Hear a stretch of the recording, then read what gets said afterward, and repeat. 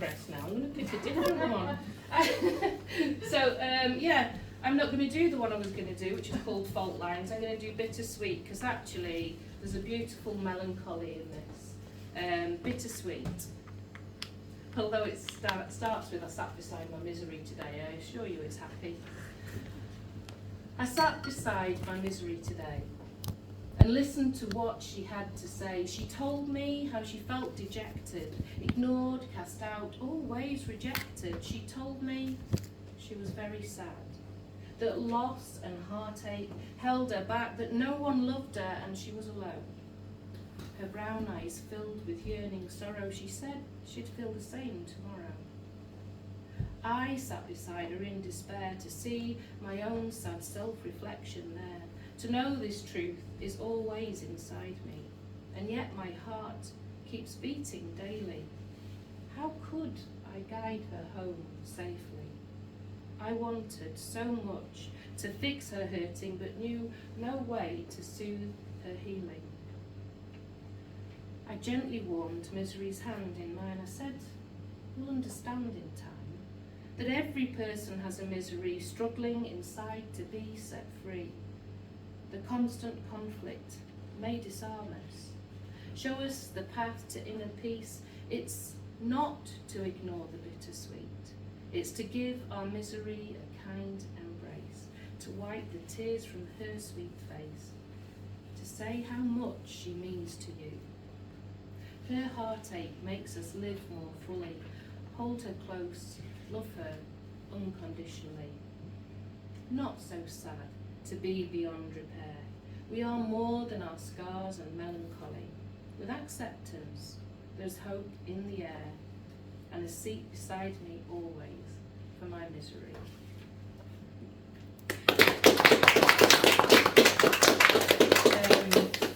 And because it wouldn't be right to not move on to another hat right now, for that one. This is the new one. Don't know if it's got a bit squashed in the car. How's that look? Guys on Zoom, yeah? Is that alright? Very me. Very swish. I don't have one of these. I didn't have one of these fedoras apparently, but I do now. This is called Aging. Do you know that I love that poem that's, I can't even remember the title of it, but I just know it's about wearing purple, so this is a purple hat. I think you should notice that. Aging. Who would be so foolish as to compare the youthful beauty of the dawning sun with the wisdom of her face at dusk, when all her radiance abounds? Our sunset nights are the most profound. In your changing face of beauty, trust. Thank you.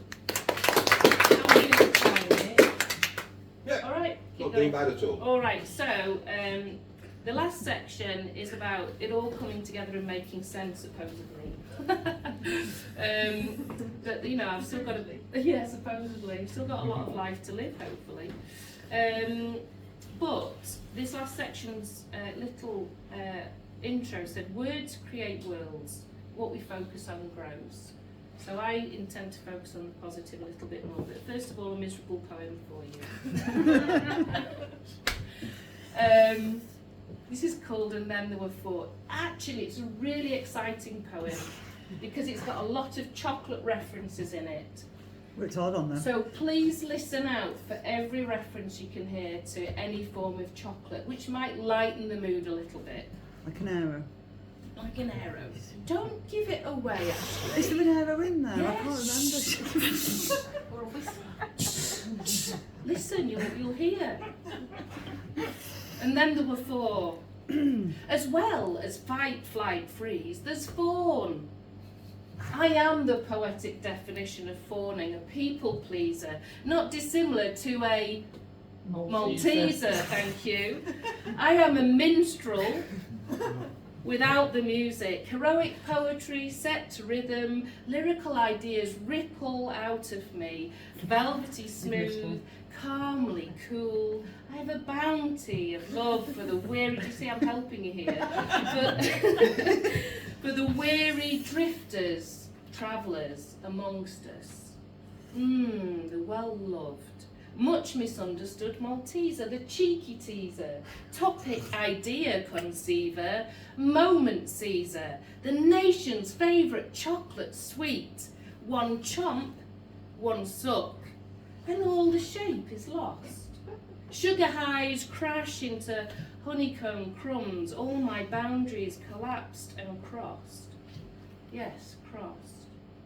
I'm crossing the line thinking I've finished a winner, but every time I'm fudging the line of your trust. This neurodiversity boundary between you and me makes careful communication a must. My right is your wrong, and your right is a mystery to me. I may be consumed, surrounded by your common sense, but this is my originality. I don't see the difference, don't follow the inference, never know the offence I've committed. I'm not limited by been there befores. I'm not contained by this is the way it's always been done. If there's a new way to see it, a better way to be it, I'm gonna follow that path. If you judge a fish by its ability to climb trees, it will live its life believing it is stupid. I am that fish. I'm a breath of fresh air. Oh, yes. Did you hear it, Ashley? You were looking out the door. Distracted. I'm a breath of fresh air. Oh, yes. The wild card in the recruitment slate. The unconventional, innovative, impossible to replicate, reveling, rebellious Kit Kat cake. So it's infuriating and anti-diversity when you hire me for this, but expect me to fit in. I refuse. I'm remaining a fish.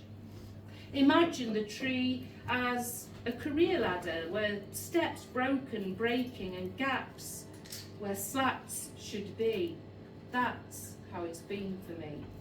A curly, whirly career can be forced on you. You get pushed off. Time out. Time after time. Still, you try to climb back to where you were before. It's snakes and ladders with loaded dice. That's why Maltesers fawn. That's why fish drown in air.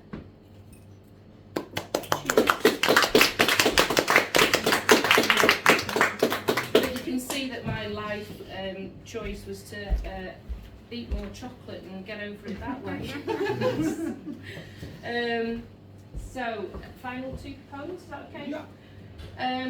Here's a cheerful one for you. It's called Hemorrhage. I think this is why I write poetry. When sadness ravages my sanity and nobody can see or hear me, I bleed poetry. When you say I don't fit or I'm not welcome, I reach for the pen. As the words drip from the wounds, I simmer with rage. I bleed poetry all over the page. Cheers. I really enjoyed wearing that hat. That was ace. Right, okay, this is the final one in the book, and it's a happy one. I'm so happy that hat Oh. exists. Dr. Zeus is going to be proper pissed with him when he sees that. Dr. Kate. Do you not know Dr. Honestly. Zeus? Get out of the phone. Dr. Kate, is that like the Yorkshire Doctor Who? I don't know. I've got no quick answer to that, Nick. This is the final poem. It's called Riddle Me This. It's an ode to Dr. Zeus. And the Kate in the hat. I love a good moral, riddled and rhymed across short, hard-hitting, alliterative lines. I was mischievous, naughty, an imposter, an imp. My attitude cheeky like the quail, scripts and scrimp. Extra points if you know which Dr. Zeus books they're from. The morals you taught helped me do what was right until I reached puberty, and then I rebelled. Your stories and values could all go to hell or the local jumble sale. I've made it this far. I'd make it alone. Then I got married and had kids of my own. I turned back to the stories I heard you tell. I wanted my children to love you as well.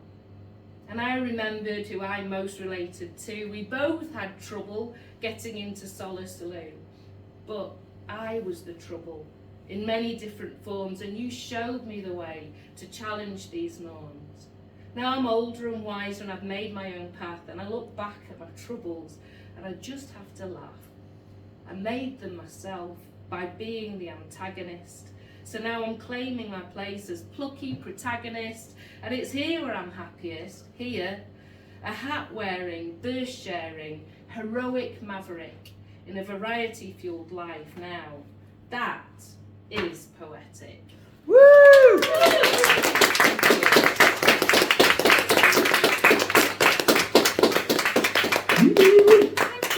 Yay! Let's have another massive, massive round of applause. Show the love and appreciation today.